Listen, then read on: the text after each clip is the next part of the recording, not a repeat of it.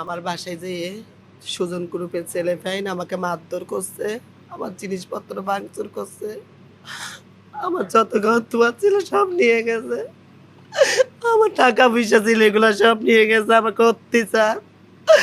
এখানে থাকতে পারতেছি না, আমাদেরকে বের করে দিচ্ছে মেরে ধরে, আমরা চলে গেছি।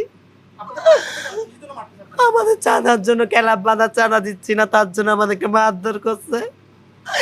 আমরা 3 দিন যাবত রাস্তাঘাটে থাকতেছি, আমরা আজও আমাদের নিজের বাসায় থাকতে পারতেছি না।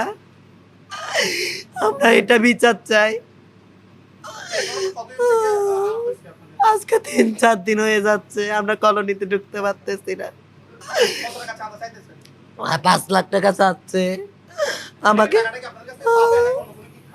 আমাদের বিনা কারণে মারধর করতেছে, আমাদের থেকে চাচ্ছে। আমরা 10 জন থেকে ভিক্ষা করে খাই, আমরা টাকা কোন থেকে দিব? আমি পারতেছি না, মরে যেতাম।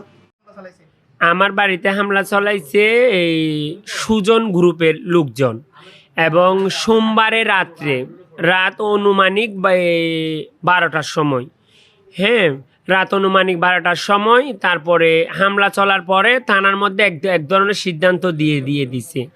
এরপরে ওরা যখন ছেলে মেয়ে বিবাহ করে ফেলছে, তারা আমাদের শীর্ষ মেয়ে যাকে পাইছে তাকে মারধর করা হয়েছে। আমার বাসার ভিতরে যা সিসি ক্যামেরা আছে, বাসা বাড়ি আমার ভাড়া ঘর আছে, ওগুলো কোবাই কাবাই কিচ্ছু চালাইছে। যে ওই টাকা দেয় না কেন, ওদেরকে 10 লক্ষ টাকা চাঁদা দেয় না কেন?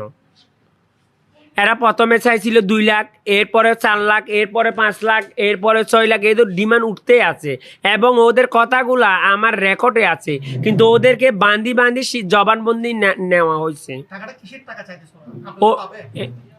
ওরা আমার থেকে কোনো টাকা পাবে না, ওরা আমার থেকে শুধু ওই ক্লাবের টাকা চাচ্ছে। ওরা ক্লাব করবে, আমি তৃতীয় লিঙ্গের লোক, আমরা ওখানে থাকি, ওদেরকে হেল্প করতে হবে। তো হেল্প করতে হবে মানে 2000 1000 টাকা হেল্প করে, 5000 টাকা হেল্প করে, তাই 10 লাখ 12 লাখ টাকা 5 লাখ টাকা হেল্প করাতে এটা তো কোনো প্রশ্নই নাই। আমরা 10 জন থেকে ভিক্ষা করে তো খাই, আমরা তৃতীয় লিঙ্গের লোকজন। আমি পুলিশের কাছে গেছি, পুলিশ এটা অভিযোগ নিচে, কিন্তু তাড়াতাড়ি কোনো পদক্ষেপ নেয়নি। আজও পর্যন্ত তো আমাদের কোনো লোকজন আমাদের বাসায় থাকতে পারতাছি না। আমরা চাচ্ছি আমাদের বাসায় আমরা ফিরে যাব, এবং পুলিশ যেহেতু আমাদেরকে সবসময় সাপোর্ট দেয়, আর এইটার যেন সুষ্ঠু বিচার হয়, এরা যেন নিরালতাতে আসা হয়।